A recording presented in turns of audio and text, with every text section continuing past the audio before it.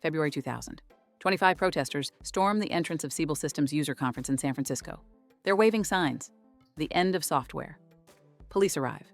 Crowds gather. Siebel, the $30 billion CRM king, parks 3 semi-trucks to block the protesters. Too late. The tiny startup behind the stunt just declared war. 5 years later, Oracle bought Siebel's corpse for $5.8 billion. Theory is everywhere. Experience is rare. Welcome to WowFlow. We are here to close the experience gap, to transfer lived experience from humans to machines and the generations that follow. If you don't believe in the power of real experience, stop watching. This isn't for you. But if you do, let's begin.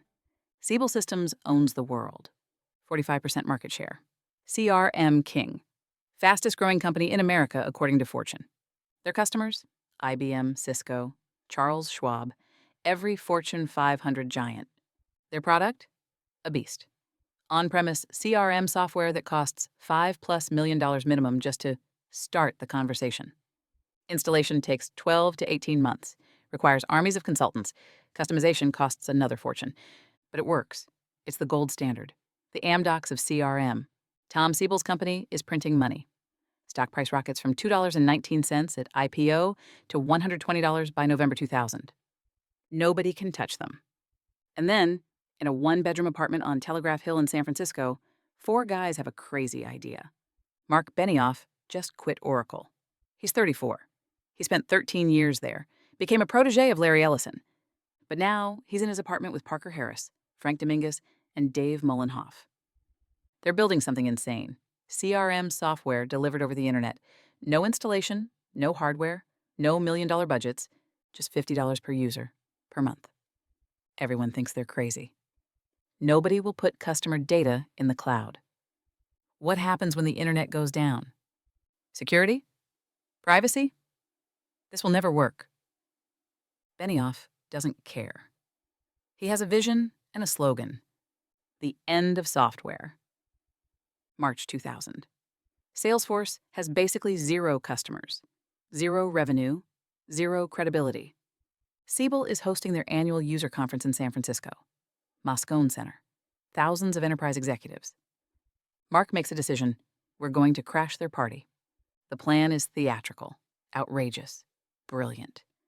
Salesforce hires 25 actors, gives them bright red t-shirts that say, "Death to Software." They show up outside Siebel's conference with giant signs. Red Rover, software is over. The internet is really neat. Software is obsolete. They're chanting, shouting, handing out invitations to Salesforce's launch party that evening. Crowds start circling the block. People are confused. Press is taking photos. Siebel panics. They park 3 semi-trucks directly in front of the Moscone Center, trying to block the protesters. In the process, they block their own signage. The stunt works. Wall Street Journal covers it. Forbes covers it. Businessweek calls Salesforce the ant at the picnic. That night, Salesforce throws a military-themed launch party. To get in, you have to bring a piece of old software to throw in the trash bins. The end of software party becomes legendary. Within 2 weeks, 1,000 companies sign up for Salesforce. Marc doesn't stop. A few months later, Siebel is hosting another conference, this time in Cannes, France. Private, exclusive, executive level only. Marc Benioff studies the logistics. Siebel's executives and customers fly into Nice Airport. Then they take taxis 30 minutes to Cannes for the conference. Benioff has an idea. He rents every single taxi at the Nice Airport. Not some, not most, all of them. Then he converts them into mobile Salesforce billboards. When Siebel's executives land and walk out of the airport, every taxi they see, Salesforce, Salesforce, Salesforce. 30-minute drive to the venue, captive audience, Salesforce, pitch the entire way. In San Diego, Salesforce does it again, with bike rickshaws. Siebel can't escape. Every event they host, Salesforce is there. Crashing, trolling, stealing attention. Marc's strategy is relentless. Position yourself either as the leader or against the leader. Every Siebel event becomes a Salesforce event. Every sales conversation now includes, have you heard of Salesforce?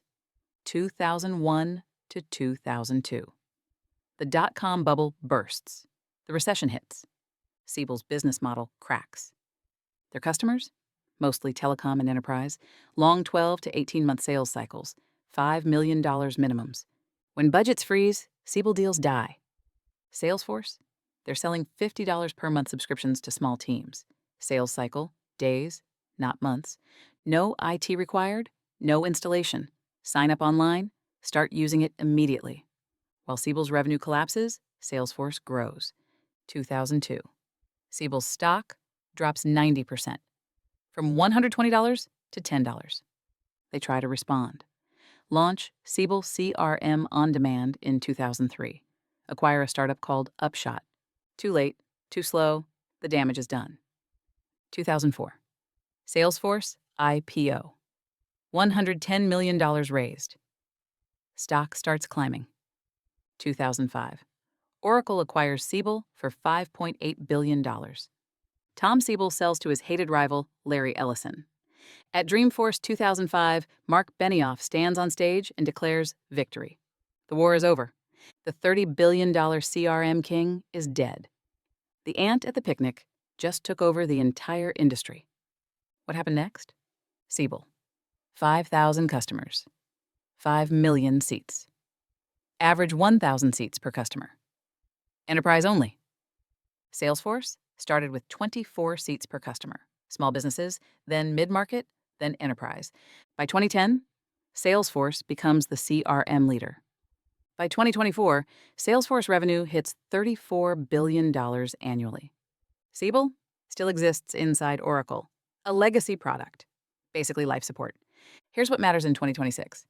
AI can now help you run marketing campaigns, create ads, optimize distribution. But AI didn't do what Marc Benioff did. AI didn't see that renting every taxi in Cannes would create a 30-minute captive pitch to your competitors' customers. AI didn't know that fake protesters with clever slogans would get Wall Street Journal coverage.